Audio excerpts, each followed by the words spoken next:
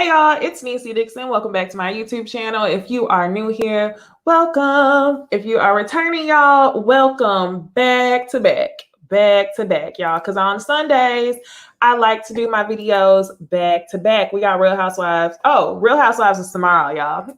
I'm jumping ahead to Monday. I just finished my Put a Ring on It video. So if you haven't watched my Put a Ring on It review, and if you are on Playback Gang, go ahead to my page, like, comment, subscribe, all that good stuff, notifications, so you don't miss a video. But you can go watch the last live if you weren't a part of a live squad for Put a Ring on It, okay? Another thing, y'all, I have been watching Sweet Life. I'm one episode down. I know they dropped the first 3 episodes already. So let me watch the other 2, and then I'll do a review of the first 3 episodes, okay? I'm thinking that I will have that review to y'all tomorrow. I don't know if I can get screenshots, but I definitely will have pictures of the characters so we can talk character by character as well as what's going on. So, full rundown, because I'm saying a lot of words. Put a ring on it. That video is up. Go watch that live. Now you're already here for Love and Marriage Huntsville. So finish this live. And then tomorrow you can meet me again for Real Housewives of Potomac to go live, usually around 6:30 or 6:45. And then I think I'll go live again for Sweet Life. Excuse me. Y'all comment below. Let me know. Do y'all want me to go live to talk about Issa Rae's show Sweet Life, or do y'all want it pre-recorded? Y'all let me know, because if it's only like 5 of y'all that really want to see it, I'll take all 5 of y'all. So y'all let me know, okay? But today, y'all, we are going to talk about Love and Marriage Huntsville. This episode was called Martell's or Martell Tales or something like that. And it was really just a play on words because Melody had dropped her video for Telltale Signs. Have y'all seen the video? I think the video was super cute, y'all. I actually really like Melody's song. I feel like it was well written, y'all. It wasn't anything that was groundbreaking, but majority of times these breakup songs, these women empowerment, walking through the fire type songs are never really groundbreaking, but they always hit. It's definitely something you can listen to in the car. So y'all tell me what y'all thought about Melody's music video. But that's basically why the title of the episode was like Martell something, because it was just a play on words. So let's go ahead and get into the video. Boo, boo, boo. Boo. Yep, Cameron, y'all will get a review for Sweet Life if you just join the live. I'm going to be posting the review tomorrow. Haven't decided if it's going to be live or pre-recorded, but you'll have a review tomorrow for Sweet Life for the first 3 episodes. Julia says that this season is not giving a Love and Marriage Huntsville. Not really. Did anybody else get the feeling that Mel was producing? Y'all.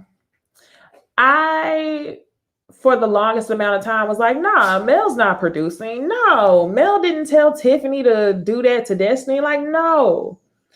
I still don't think that Mel told I still don't think that Mel told Tiffany what to do in that scene. However, Mel is producing, okay? It was reminding me of those scenes that we would see with Shani from Basketball Wives. Not comparing the two, because we know that Shani has some trifling ass ways. The two situations are completely different. But what I mean is just the behavior. Like, for example, the girls would get into an argument and Shani would check the girls easily. Thank you for your services. Like, you breaking the 4th wall. So can't nobody argue with you because you EP? And then with the nacho scene, I had to go back and watch it to see if Destiny was tripping, because they were like, no, you try to check me like I was a kid. And at first I was like, is Destiny tripping? I thought Destiny was tripping just because she wanted to be passive. So I went back and watched it, and Mel was tripping in the scene at the nacho party. So let's go ahead and talk about that. So pretty much they leave us where we left off last episode. They're at the nacho party. They're sitting there having a conversation. And Mel is basically saying to Destiny, no, you need to ask me whatever you have an issue with. Talk to me about it. And Destiny's telling her, I will. Pipe down. Basically, like, Don't check me. Don't pressure me into having conversations I don't want to have. Initially, I thought that it was because Destiny didn't want to have certain conversations on camera. Now that I've seen the way that Mel is acting, I think it's a little bit of both. I feel like there is a possibility that off camera, Destiny has told Mel that there are certain things that she does and does not want to talk about. Do I think that that's fair? No. Is that the name of the game in reality TV? No, because they pay you for your pain. Shout out to Flunky Not Either. But there's something going on that we're not quite seeing, which is why they're both being so passive to each other on camera. Destiny not telling Mel about the divorce, I think it was messed up. Do I think that you owe your friends explanations for all the business that you have going on in your life? Absolutely not. But what I think you have to think about is the give and take in your relationships. Is the level of trust mutual? If not, then I'm looking at my friend like, why is it that she doesn't trust me? And then from there, I would readjust the way I move and it would show. And that's basically what is going on. So, yes, I don't think Destiny was tripping now. I don't think she was tripping now. Yup. Y'all saw it. I had to watch that part twice because I was like, hold on a second. Woo! I almost started coughing on this live because I almost went down the wrong pipe. I saw Shay K. You asked me earlier what I was drinking. I'm drinking a mimosa, y'all, because it's Sunday. Brunch squad. I like to call my Sunday live, Sunday brunch. So anyway, they're sitting at the table, both being passive. Tiffany ends up apologizing. Mel tries to brush it over and says, well, can we all agree? And Destiny says, no, we can't. And when she said that, y'all, I felt Destiny on that. Because no, what we're not going to do is sweep everything up, tied up in a bow and move on after you done showed your ass down to my birthday brunch trying to spill some tea. On the flip side of things, y'all, I was low-key excited that somebody came on the show giving us information about Destiny because I was tired of Destiny just sitting there looking pretty. I was tired of her being a wallflower. Because if that's the case, love of Mayor Huntsville, call me. I will come on the show and, just sit there and not give y'all tea for a check. I would love to do it. Okay. So I feel it was necessary for somebody to come with Destiny's information, but I still don't like Tiffany. So Mel, she's like in some sort of a protection mode when it comes to Tiffany. And that's the reason why I started to think like, all before long, I didn't think that Mel was producing. But now that I see this level of protection that she has for Tiffany, I feel like she most definitely is producing the show. So Tiffany apologizes. Destiny says, I appreciate that, but you can tell that there's still beef. Not so much beef towards Tiffany, but now we see a lot of friction between her and Mel. So they start playing a game. There's 3 cards. It's like, I would never, I'm guilty, or I'm open to it, right?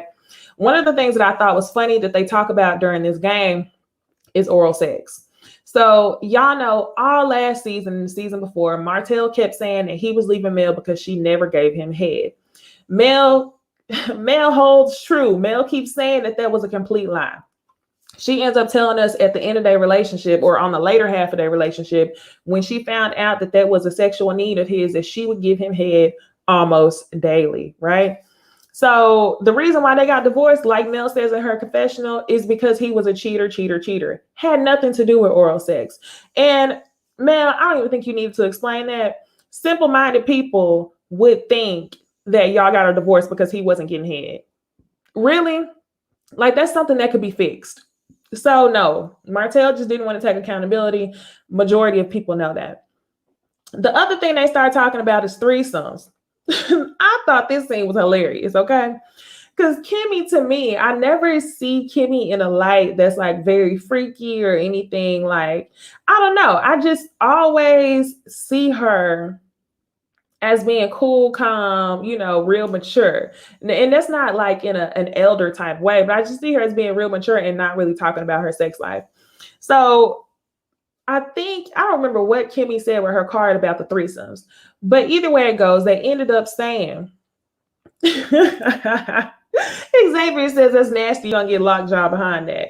Okay, y'all, me and the girls on the Ooh Ladies First panel, we talked about this months ago on our panel, and we were wondering if daily was too much. I was thinking that daily was a lot, okay? But it was people in the comments that said multiple times a day. Shout out to you because your jaw game is way stronger than mine. So anyway, y'all, yes, Jay Antoinette, I can see that Kim is the biggest freak of the group. I can see that, but that's only because to me she seems to be the most reserved. So either way it goes, y'all, they started talking about threesomes, and Kimmy says, "Well, just ask Maurice. Call him up on the phone right now and ask him out of who in the group will we have a threesome with. He will say Destiny's name." So Destiny starts laughing. So I'm like, that's funny because not only does Lil Jayla have a crush on Destiny, but Maurice and Kimmy, if they had to take somebody down, I guess it was gonna be Destiny. Then they start talking about like touching. I don't remember how that came up, but Kimmy was like, "Yeah, I touch every." Oh, it came up because Destiny was like, "Yeah, now that you mention it, I was wearing this dress or whatever, and you came up to me and rubbed my leg." And I was like, "Ooh, look at Kimmy being friendly or whatever. Look at Kimmy getting real touchy." And Kimmy was like, "Yeah, but I touch everybody." And then here comes Tisha. Well, she can't touch everybody because she knows if she touch Marcel, that'd be a problem. Don't nobody want peanut head Marcel. Girl, get out my face with that. So then Mel changed the subject and starts talking about boundaries in a relationship. And Destiny starts agreeing. And Destiny says, yes, boundaries. And Mel says, I'm not done yet. That was passive. So they start arguing back and forth, tit for tat. No, but you're not going to cut me off. No, but I was agreeing. No, but you're not going to cut me off. And everybody's sitting at the table like, what is going on? What have I missed? So Mel ends up saying, after them going tit for tat, Mel says, well, Destiny, you didn't tell me about your divorce for a whole month, and I'm still very upset about that. Listen, I think Mel has every right to look at their friendship and reevaluate it and feel blindsided because you feel like you share so much with your friend, and for your friend to be hesitant about sharing things with you in return makes you wonder, like, do we really have the level of trust that I thought? What's going on? Does she not trust me? Is it an unequal give and take, right? So while all that can be true, Mel, why wait until you get in front of the girls and then say that you were upset that you didn't know about the divorce for a month?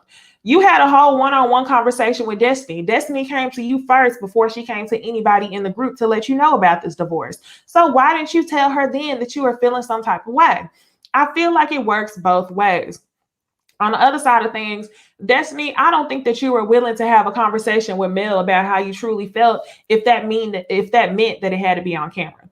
I feel like Destiny is being very strategical about the way that she's moving, the conversations that she's having, because if she opens up that can of worms in regards to talking about her divorce on the show, then she's going to have to keep on talking about it. So what does she do? Destiny gets up and she leaves. I'm not shocked at all. Destiny is not about to talk about her divorce on camera. And she knows that if this means telling Mel her business, Mel is going to have this on camera, which is the exact reason why at the brunch, even though Tiffany was overstepping and bringing up LeBerick potentially cheating on her, instead of Mel saying, hey, chill out, it's her birthday, she don't want to talk about that, Mel start crying, asking more questions because there's things that Mel wants to know that she doesn't know. So I feel like she is using the situation with Tiffany to further prove how she truly feels about Destiny leaving her in the dark about certain things. So it works two ways. Y'all need to be talking to each other. It's the reason why y'all don't trust each other. And I think that is all just coming to light. That's all it is. So we'll move on to the next scene, y'all. We get Tisha and Marceau at Scott Manor. I had to add this second picture in here, y'all. It's giving every single bit of Charade in this house. Charade in Neverland, like Phaedra said. I think it was Phaedra who called it Neverland. But y'all, we've been looking at this patch of land for I don't know how long. The road isn't even built. We're only 1/3 of the way done with the road, is what Marceau is telling us. So they're getting very nervous. Same old, same old. I'm just like, really, where's the home? Y'all remember whenever, who was it? It was Candy and Cynthia, and they walked up to Charade's house, and it was just a pile of dirt, and they was all looking around like, that's what I was getting in this scene. Look at this, y'all. Where is the road? Where's the road? It's just trees. Yes, okay, it was Nene that called it Neverland. Thank y'all. Yes, this is giving every bit of Neverland. So whatever, y'all. And thank y'all who are commenting on my hair. I laid it, y'all. I finally took the crusty braids out and I laid it. So I'm gonna have this style for a couple weeks. But yes, so during this conversation with Tisha and Marceau, like I said, there's no progress. On the other side of things, Tisha ends up having another conversation with Marceau about them girls down in Texas, the girls in Houston. And I think it's so funny because it's like, why are you so bent on making it seem like your husband had an all-out affair with Kyra, or making it seem like Kyra went up to your husband and said, hey, let's lay up somewhere? Nobody said nothing to your husband from what we had seen. You are so insecure that you're projecting all of your insecurities that your husband's putting on you on Kyra. And if I was Kyra, I would have so much to say. I'm shocked that Kyra isn't saying more. I know she did like a personal Instagram video once they dropped the super trailer to Love and Marriage Huntsville. And then I heard that she also went live a little Black Book again. But I would have something to say. It's not these girls down in Texas, okay? Plenty of men out in Texas. I don't think that they want Marceau, okay?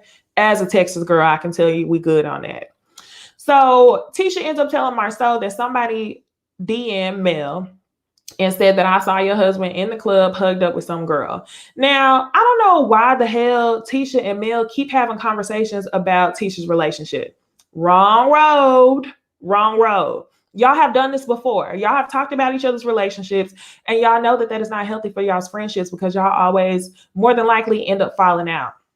So if it was for y'all to, like, if y'all decide y'all want to move forward, I would move forward and there would be no conversations about my relationship at all. I wouldn't tell you about counseling. I wouldn't even go to the counselor who you recommended. I probably wouldn't even be going to Dr. Francis. I would not tell you anything. Stop talking about it, okay? Now, all before long, y'all, I was like, I don't think Marceau's cheating. All before long, I thought that it was just like hype because there was no proof. It was just crazy to me that everybody just wanted Marceau to have a secret baby. Like, why couldn't it be that Marceau was just out here cheating? Everybody just wanted to place this narrative that Martell and Melody was going through on Tisha and Marceau. So while Marceau was an asshole, I didn't think he was cheating. But based on his reaction right here, before he saw the video, I was like, oh yeah, he may not have a girlfriend, but he definitely be out here, okay? I think he'd definitely be out here. And I think that's even part of the reason why he has her strapped to the household. She has no life outside of him. And her job is to take care of the kids. He is out and about.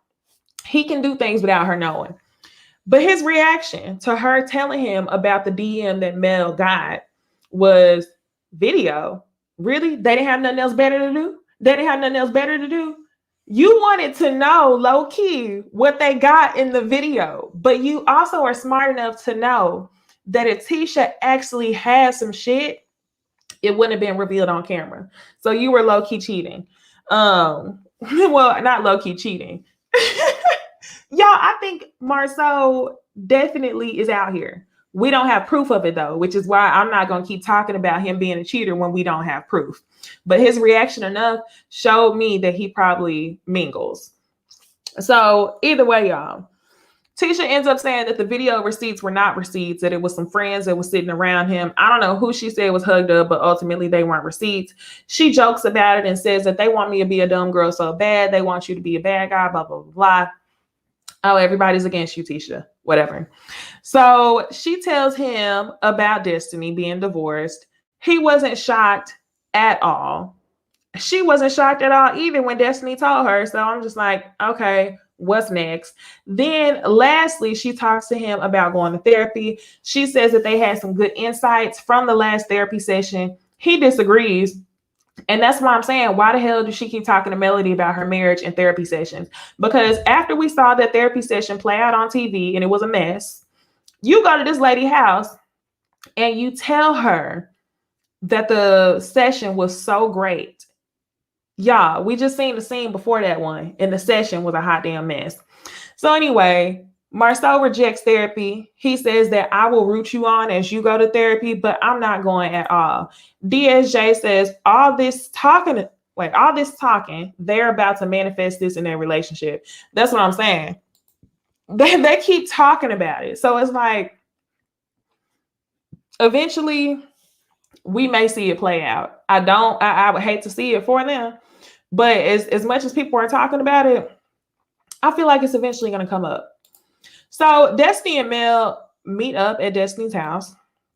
And basically, what Destiny ends up saying to Mel is she was frustrated. And now she wants to have a conversation with her about the things that Mel was trying to force her to talk about at the nacho party. Everything was passive from jump. Mel walks in the house wanting to have small talk. Oh, yeah, you know, Law, that's Milani's little boyfriend or whatever. And Destiny was like, yes, and the other one too.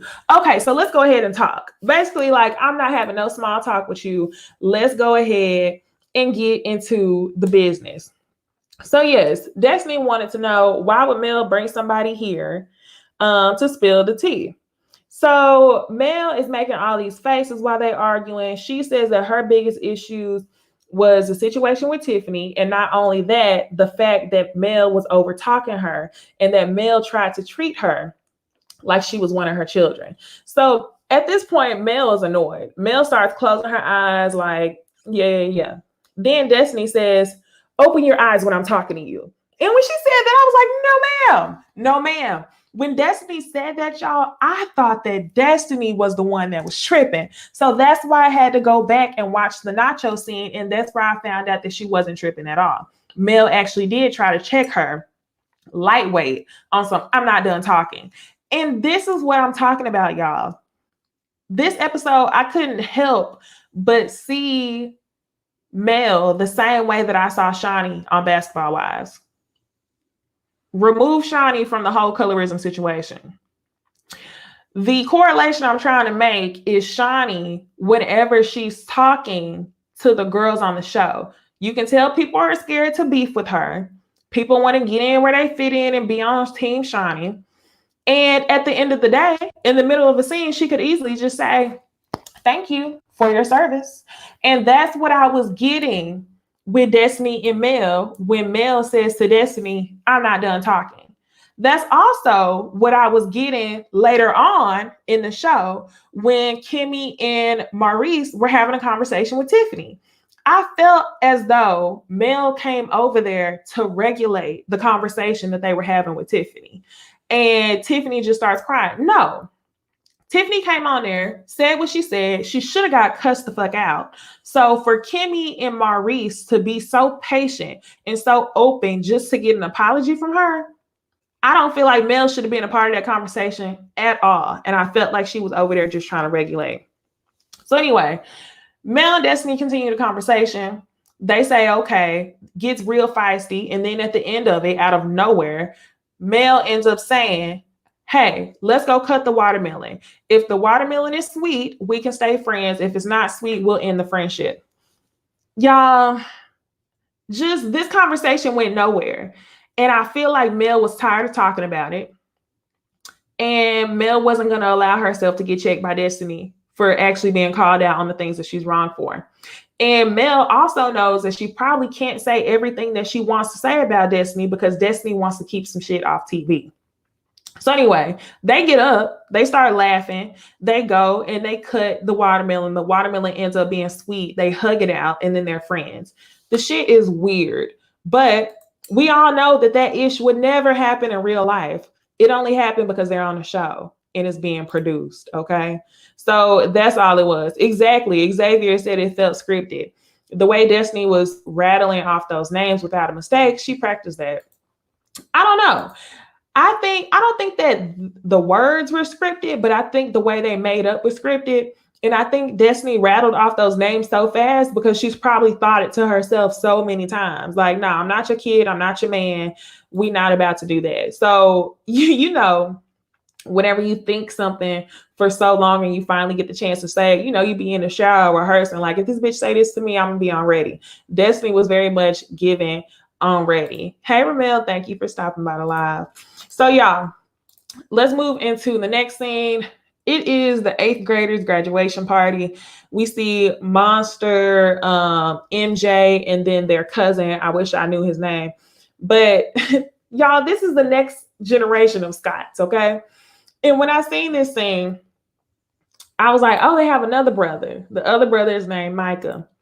And I couldn't help but think if Micah has the same thought process or misogynistic tendencies that his brothers have, which he probably does. But then I also couldn't help but think if they are teaching their kids the same misogynistic tendencies. So it's a little problematic. On the other side of things, y'all, I think that they're great kids, okay? I think that they do teach them a lot of things that are really, really good. Being successful, doing this, doing that. I think that they're doing a good job raising their kids. I just really hope that they do not raise their kids to be sexist. And it is what it is. But congratulations to the 8th graders. They got a party bus for them.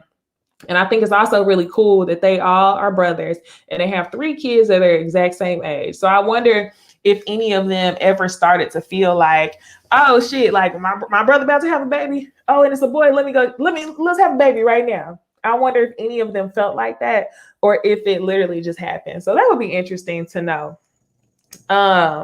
So let's move on. While the 8th graders are on the party bus enjoying themselves for their graduation party, all of the adults meet up at Black. Martell shows up, y'all. This is the first time we've seen Martell in a minute, and I got to show y'all this picture. Martell in this tight ass shirt. Boy, if you don't get the looking at it, boy, if you don't, I'm gonna talk about this scene next, but I had to show y'all Martell in that shirt. And again, if y'all are just joining the live, I hope that y'all have seen Mel's music video for Telltale Signs.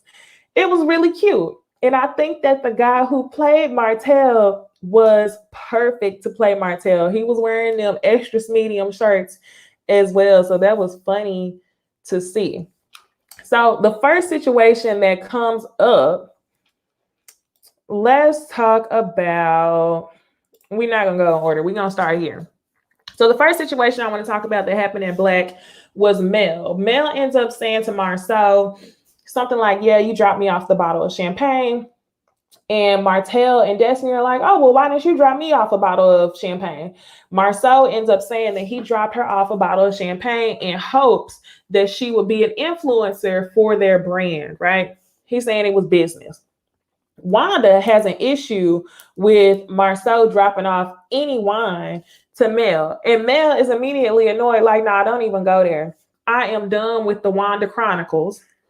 Yeah, I had half of mine. Every time I think about Wanda, I always think about Wanda from the Fairly Odd Parents. I don't know why, but I just want to put a picture of her face on top of the fairy from the Fairly Odd Parents and show her in some drama, because she always is. That might have to be one of the thumbnails this season, y'all, because she's always in the mix somewhere.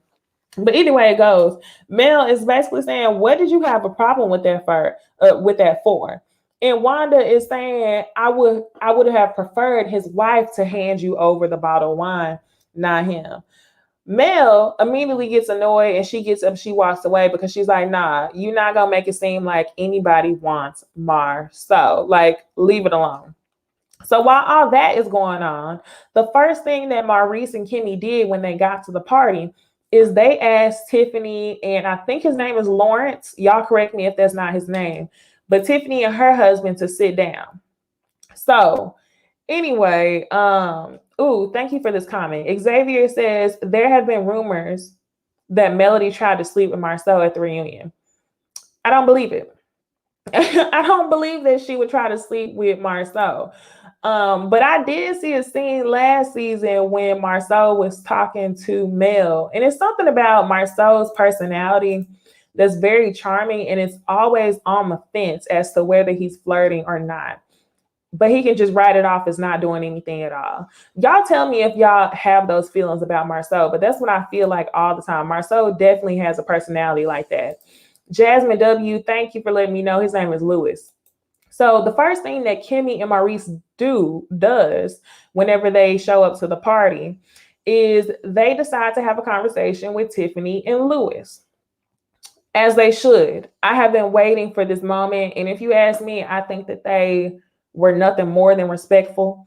So for me to see the scenes for next week and have how Lewis is saying something like, "Oh, Maurice only got one more time before blah blah blah blah."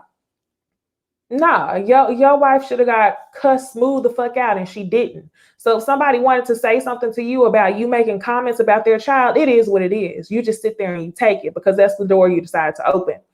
So anyway, they talk. And then while they're talking, Kiowa also comes over to join, as she should. That's her son. And Kimmy says that her issue wasn't the information that was released. Her issue was the timing. I feel like they said in so many ways that they didn't want that information shared in public, right? Like maybe in a one-on-one conversation that would have been fine. But y'all, if we're being real, they didn't want that conversation to happen on camera. It would have been another thing if the cameras weren't there and she said that in front of everybody. She probably would have been pissed. And then I feel like Kimmy's issue wouldn't have been, "Oh, you saying it in front of all our friends." I think her main issue would have been, "Why didn't my husband tell me?" Right? Either way it goes, you shouldn't have spilled no tea that you had on the damn 14-year-old kid. And then whenever somebody tells you you're wrong, her immediate response was, "Well, I wasn't trying to shame him or make him feel bad, because if it were me, I would be the first person to make a post and say this is what we learned from the situation." No, bitch. No. People are not posting their children's mistakes, as big as that, on social media so you can say this is what we learned from it for you to be an example. Sorry, hate to say it, just like Maurice said, Black men, Black boys who are looked at as adults and girls don't get as many chances for you to post their mistakes on social media. Whoops. They made it in 5th place in the relay race instead of 1st. Oh, next time, this is what we learned. That's one thing. But for you to say that you would post something similar on social media, that's a fucking lie. And I also get the feeling that you probably didn't tell your husband everything that you did at this brunch. You barely wanted to tell him what happened or how you brought up the fact that Destiny's husband or ex-husband was potentially cheating. So I know your husband was probably blindsided because you really are with the shit and you should have got cussed to smooth out. But they didn't. They're very respectful. So Lewis, he basically handled the whole conversation. Okay, yes, this one. This comment from T says, she was like, "I thought we were bonding as parents." No, the hell you didn't. Y'all weren't even talking about kids and you threw that out there. Exactly. You weren't bonding with her as a parent. So another reason why I feel like Lewis probably didn't know that his wife was down there with the shits is because he immediately took over the conversation and he says, "From my family to yours, I apologize." So while Tiffany starts crying, if anybody should have been crying, it should have been Monster's parents. You want somebody to feel bad for you. And y'all, I hate whenever I see people on camera. I call this white womaning. Tiffany was absolutely white womaning them. And I first started, really saying that word when it came to people on TV when I was talking about Candace from Real Housewives of Potomac. But this ain't a Potomac review. If y'all want to know my thoughts on that, go watch my old reviews. But Tiffany was definitely white womaning.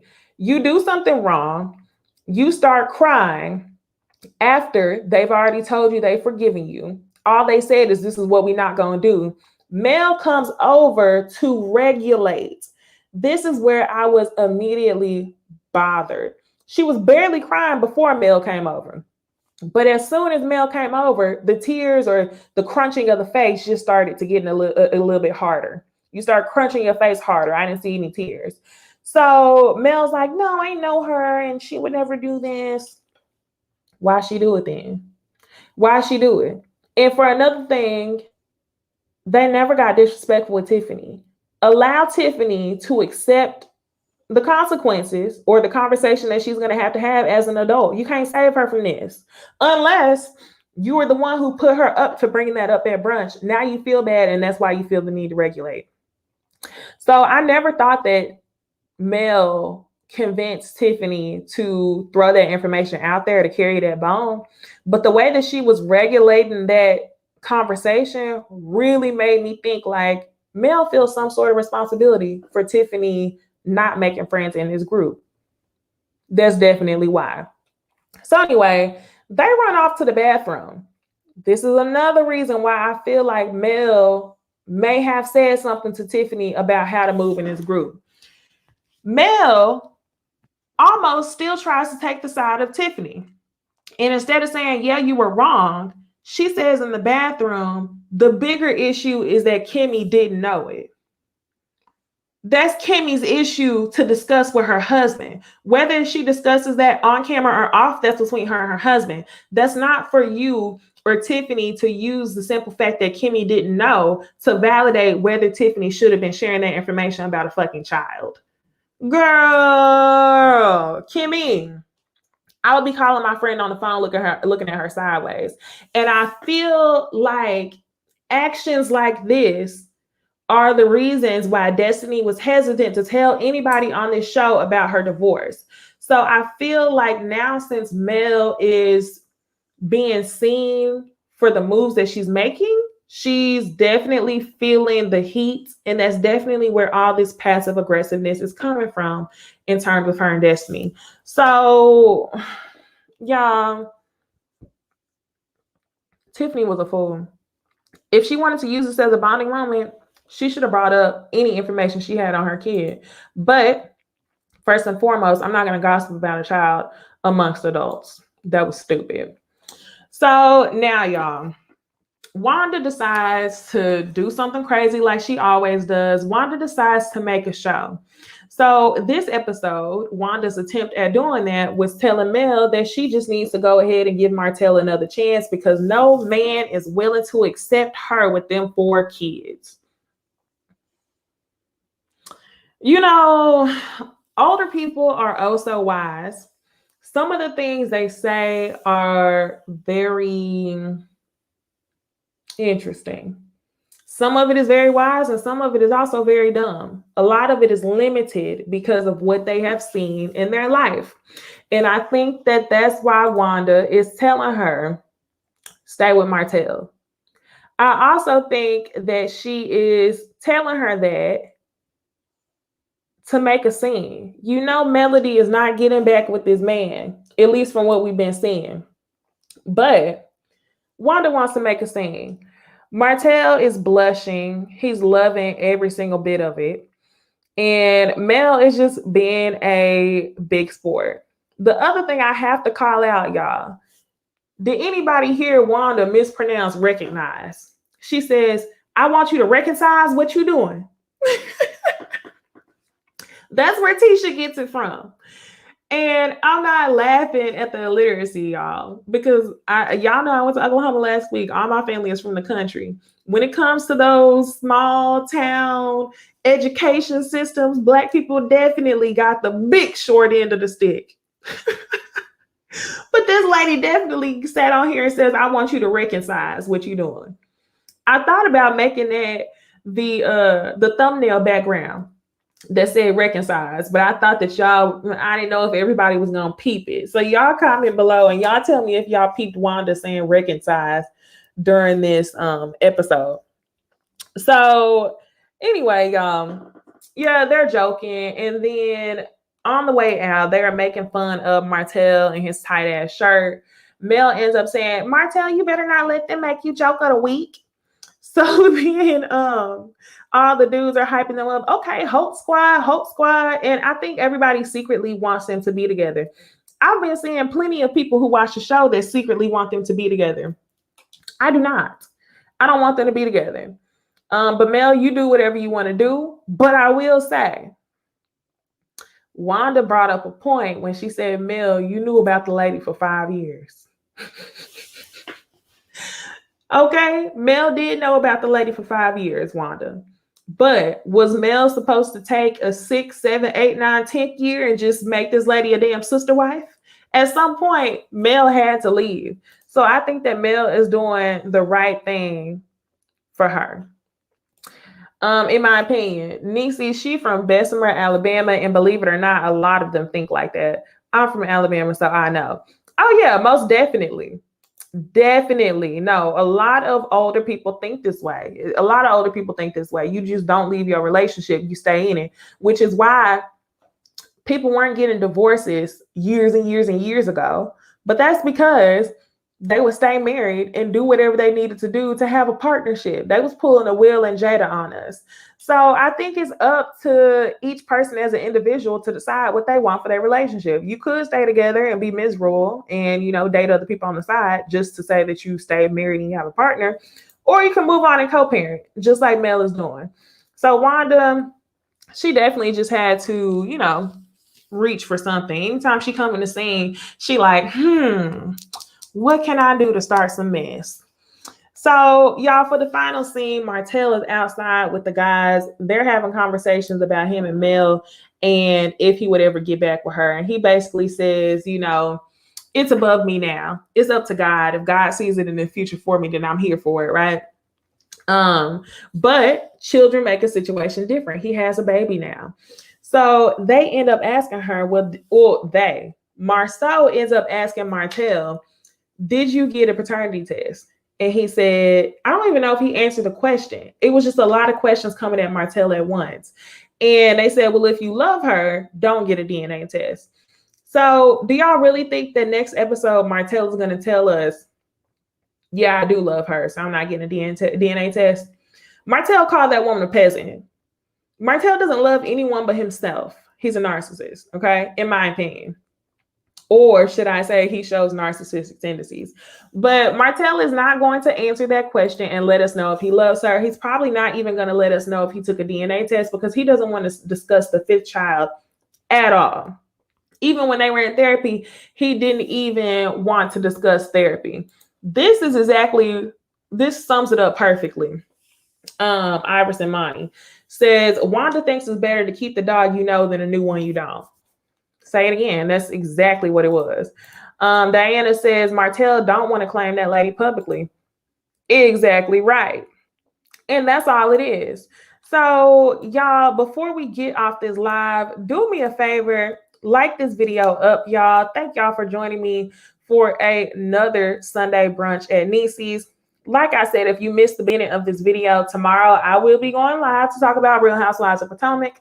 On top of that, I will also go live or post a premiere for my review for the first 3 episodes of The Sweet Life, which is Issa Rae's new TV show on HBO Max. So, y'all, clink, clink, clink. I hope y'all have a good weekend. Like, comment, share the video, notification bell, and I will see y'all in the next one. Bye.